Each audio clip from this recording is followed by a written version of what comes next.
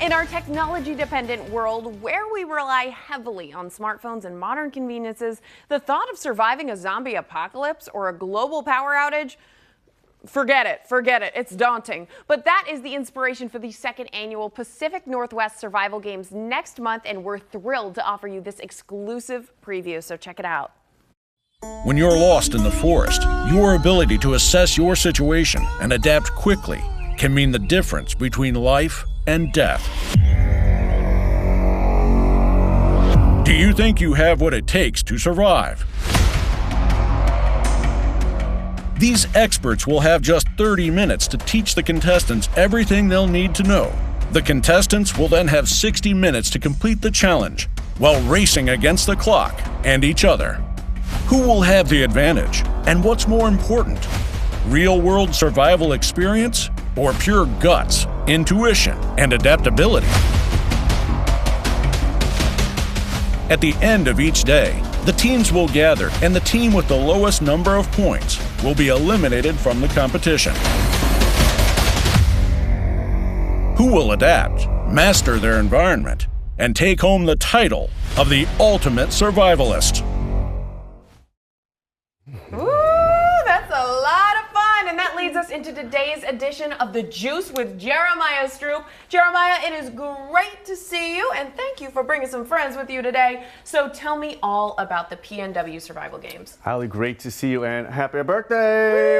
All right, well, as you know, Ali, we love to squeeze the very best from the Pacific Northwest, and that includes learning some real-world survival skills. Today, we're joined by the masterminds behind the Pacific Northwest Survival Games, Tony Peniche and Phil Robinson, to discuss what makes this year's games a must-see spectacle. So Tony and Phil, thanks for being here with us today. Thank you guys for being here today. Oh my gosh, this is going to be so much fun. So what inspired you to create the Pacific Northwest Survival Games? So inspired by our favorite shows like Alone, Naked and Afraid, Survivor, we wanted to have a backyard barbecue, and we were going to do a bunch of survival challenges over the course of 2 days, and then we ended up putting it on Facebook, again, backyard barbecue idea, and it just blew up. Everyone thought that it was an event that had been around for years, that they were the last ones to find out about it. And then so we just had to evolve as it grew. And so within 60 days, it went from backyard barbecue to filming a pilot for a TV show and this huge production of an event. Oh my gosh, so it really has progressed over the years. My goodness, that's so much fun, Jeremiah. Well, you mentioned challenges. There's 7 challenges as you go into year 2. Can you tell us a little bit about what these guys are going to face in the Northwest? Yeah, so they'll be limited on the resources that they have. They'll have axes and knives and ropes that we're going to give them. But with the way we judge it, we get to have a lot more fun with it. So one thing that we're doing is, like for the archery challenge, right? They'll have about an hour to build some type of bow. Probably won't look like this. Maybe a little jankier, a little more natural. But they'll build a bow, and then when they have to shoot it and test it, we're going to actually suspend this target here. I don't know if you can see that.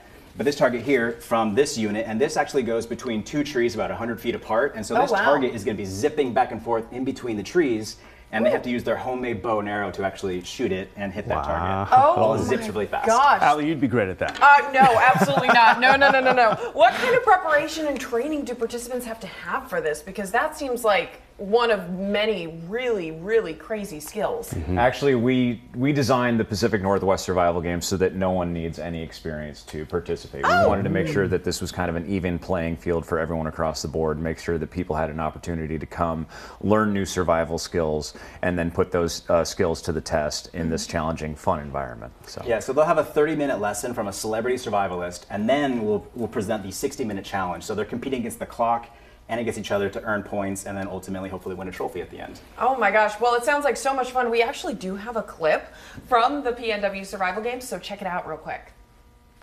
What's up everyone, EJ Snyder here, 6-time Naked Afraid legend, dual survival, 25-year Army combat veteran. Hey man, on August 10th, 11th, I'm going to be at the PNW Survival Games. Yeah! It's going to be amazing. We've got some amazing instructors that are going to teach you some certain skills. Then you're going to go out and compete.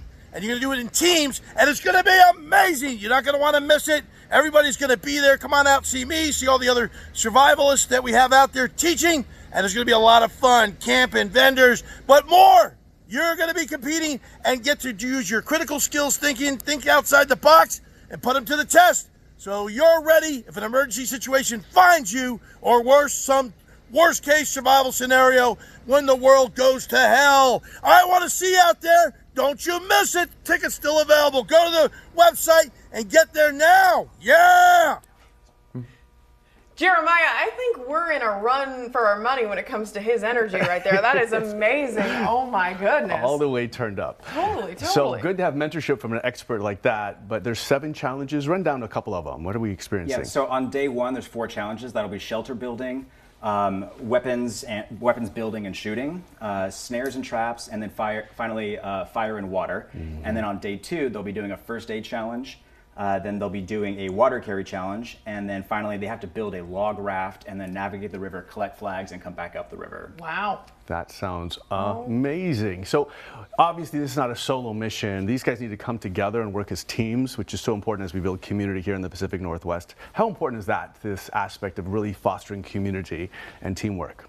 Well, that's one of the core aspects of the Pacific Northwest Survival Games, is we didn't want people competing individually, and one of the big aspects of survival is communication and adaptability. One of the things that we were concerned about in the beginning was that seasoned survivalists or outdoors people would come in and kind of wipe the table with everyone. And what we ended up seeing was that wasn't the case at all. What we ended up finding out was that it's really more important to be a good communicator with your partner and also be adaptable and creative in the moment.